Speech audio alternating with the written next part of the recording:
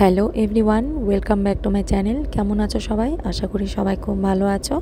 আজকের আরও একটা নতুন ব্লগে তোমাদেরকে অনেক অনেক স্বাগত। কাল রাত্রির পর আজকে আমাদের ট্রেনে প্রথম দিন।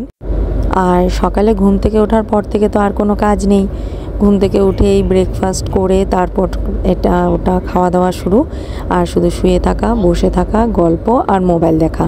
আর গল্পটাও ঠিক শান্তি মতন করা যাচ্ছে না, কারণ আমাদের একটাও লোয়ার বার্থ নেই, সব আপার বার্থ। আর আপার বার্থে সব এদিক ওদিক, এভাবে তো গল্প করা যায় না। লোয়ার বার্থ হলে পরে সবাই একসাথে বসে খাওয়া দাওয়া করা যায়, গল্প করা যায়, তাই না? ভালো লাগে। তাই ভীষণ বোর লাগছিল। সবাই এদিক ওদিক, আপার বার্থে শুধু বসেই আছি, শুয়ে আছি। তো তার ফাঁকে হঠাৎ করে দেখতে পেলাম যে মুড়ি মাখা যাচ্ছিল, তাই মুড়ি মাখা নিয়ে নিলাম। মুড়ি মাখা নেওয়াতে একটু এনার্জি পেয়েছি। বসে বসে সবাই একটু মুড়ি মাখা খেলাম গল্প করতে করতে। তারপরে নিচে একটা আঙ্কেলকে বলে অনেক রিকোয়েস্ট করাতে আঙ্কেলটা আমাদেরকে একটু সময় নিচে বসতে দিয়েছিল, তাই সবাই আমরা একটু নিচে নেমে গেছিলাম। নিচে নেমে ওখানটায় বসে বসে বাচ্চারা চিপস এটা ওটা খাচ্ছিল, আমরা একটু বসে বসে একটু বাইরে ভিডিও করছিলাম। বাইরের সিনগুলো দেখতে ভীষণ ভালো লাগছিল। যেহেতু আমরা উপরে বসেছিলাম তাই এতক্ষণ ধরে কিছু দেখতে পাইনি, এখন নিচে আসাতে একটুখানি দেখতে পেলাম। তারপরে এই করতে করতে আমাদের দুপুরে লাঞ্চের টাইমও হয়ে গেল। আর আমাদের লাঞ্চের ব্যবস্থাটা কিন্তু দারুণ হয়েছিল। আমাদের সাথে যে কাপেল আসার কথা ছিল বলতে ওরাও আসছে, কিন্তু ওরা না ট্রেনটা মিস করে গেছে, তাই ওরা এখন ফ্লাইটে আসবে। আর কিছু করার নেই, মিস যখন হয়ে গেছে। তো ওরা আসতে পারেনি, কিন্তু ফোন করে ওরা ওদের আরেকজনের থ্রুতে আমাদের জন্য দুপুরের লাঞ্চের ব্যবস্থা করে দিয়েছিল। বর্ধমানে পৌঁছতেই আমাদের লাঞ্চ চলে এসেছিল, ফ্রাইড রাইস আর চিকেন। আর তার সাথে ছিল বর্ধমানের ফেমাস সীতাভোগ। বর্ধমানের উপর দিয়ে যাচ্ছি আর সীতাভোগ খাবো না, এটা তো হতেই পারে না।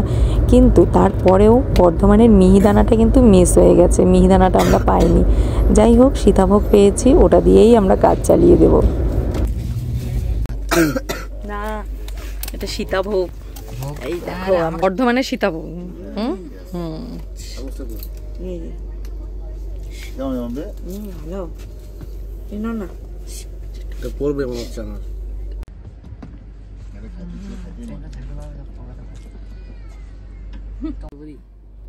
এই দেখ কি সুন্দর রেইনবো।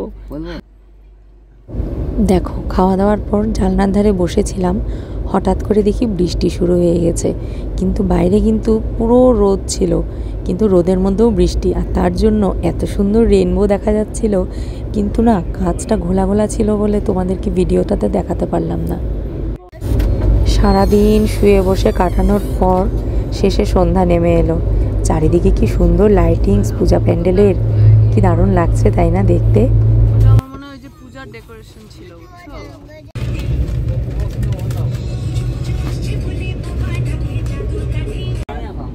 বলো আসমা চা খাবে নাকি?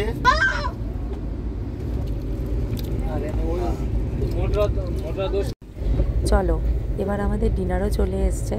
এবার তাড়াতাড়ি করে ডিনারটা সেরে ফেলি, কারণ প্রত্যেকেরই ডিনার করা হয়ে গেছে, শুধু আমরাই বাকি। ডিনার শেষ করে তারপরে শুয়ে পড়বো। ব্যাস, আজকের মতন শেষ দিন। আবার কালকে নতুন দিনে শুরু হবে। আর কালকের দিনে কি কি হলো সেটাও তোমাদের সাথে শেয়ার করব। তাই সবাই নেক্সট ব্লগটা নিশ্চয়ই দেখবে। আর সবাই ভালো থেকো, সুস্থ থেকো। আজকের ব্লগটা এখানেই শেষ করছি। টাটা।